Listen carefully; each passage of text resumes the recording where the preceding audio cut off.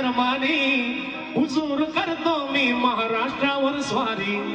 पुण्यात शाहीचा वस्तीला मग आला शिवाजी लागे अजमावयास शत्रूला.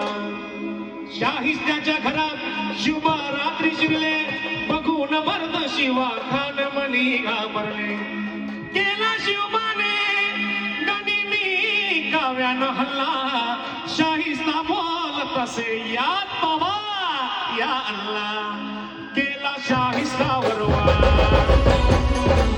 केला शाहीचा वार त्याची फुटले मोठ्या